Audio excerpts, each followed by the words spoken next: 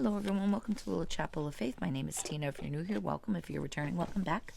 We have platforms on Instagram, Facebook, YouTube, and TikTok. If you're any of those or all of those, please like, subscribe, share. That's all we ask. We don't ask for any monetary donations here. We just do what we do. And that's it. So we are here for the readings of Diary of St Faustina.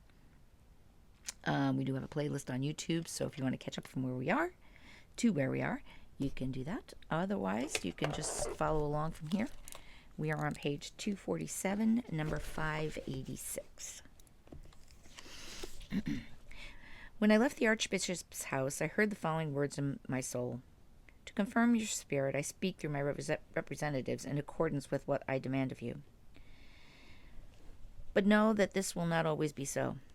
They will oppose you in many things, and through this my grace will be manifest in you, and will be evident that this matter is my doing. But as for you, fear nothing. I am always with you. And know this too, my daughter. All creatures, whether they know it or not, and whether they want to or not, always fulfill my will. Once I suddenly saw Jesus in great majesty, and he spoke these words to me. My daughter, if you wish, I will this instant create a new world more beautiful than this one, and you will live there for the rest of your life. I answered, I don't want any worlds. I want you, Jesus. I want to love you with the same love that you have for me. I beg you for only one thing, to make my heart capable of loving you. I am very surprised at your offer, my Jesus. Who are those worlds to me? Even if you gave me 1,000 of them, what are they to me? You know very well, Jesus, that my heart is dying of longing for you. Everything that is not you is nothing to me. At that moment I could no longer see anything, but a strange force took over my soul. A strange fire sprang up from my heart, and I entered into a kind of agony for him. Then I heard these words, with no other soul do I unite myself as closely and in such a way as I do with you, and this is because of the deep humility and ardent love for which you have for me. On one occasion I heard these words within me. Every movement of your heart is known to me. Know, my daughter, that one glance of yours directed to someone else would wound me, more than many sins committed by another person. Love casts out fear. Since I came to love God with my whole being and with my whole strength of my heart, fear has left me. Even if I were to hear the most terrifying thing about God's justice, I would not fear him at all, because I have come to know him well. God is love, and his spirit is peace. I know now that my deeds which have flowed from love are more perfect than those which I have done out of fear. I have placed my trust in God, and fear nothing. I have given myself over to his holy will. Let him do with me as he wishes, and I will still love him. When I receive Holy Communion, I entreat and beg the Savior to heal my tongue, that I may never fail in the love of thy neighbor. Jesus, you know how ardently I desire to hide so that no one may know me but your sweetest heart.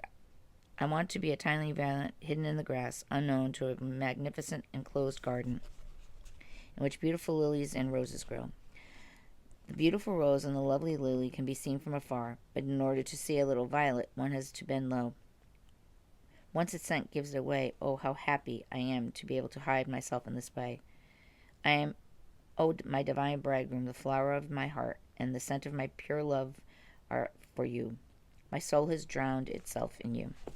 Eternal God, from the moment when you drew me to yourself, oh my Jesus, the more I have known you, the more ardently I have desired you.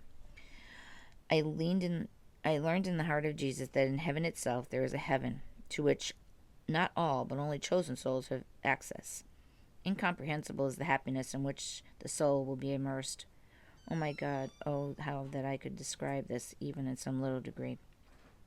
Souls are penetrated by his divine mercy and pass from brightness to brightness, an unchanging light, but never monotonous, always new, though never changing. O Holy Trinity, make yourself known to souls. O my Jesus, nothing is better for the soul than humiliation, and contempt is the secret of happiness. When the soul recognizes that of itself, it is only wretchedness and nothingness. and that whatever it possesses of good is a gift of God.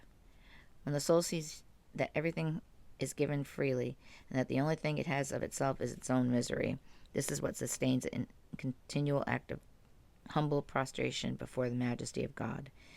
And God, seeing the soul in such disposition, pursues it with his grace. As the soul continues to immerse itself more deeply into the abyss of its nothingness and need, God uses his omnipotence to exalt it. If there is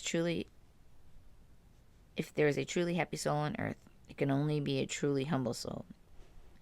At first, oneself suffers greatly on this account, but after a soul has struggled courageously, God grants it much light by which it sees how wretched and full of deception everything is. God alone is in its heart, and a humble soul does not trust itself, but places all its confidence in God. God defends the humble soul and lets himself into its secrets, and the soul abides in unsurpassable happiness, which no one can comprehend. We'll leave it there for today. I hope you have a beautiful rest of your day. I want you to just be well, be safe, be kind. God bless you all.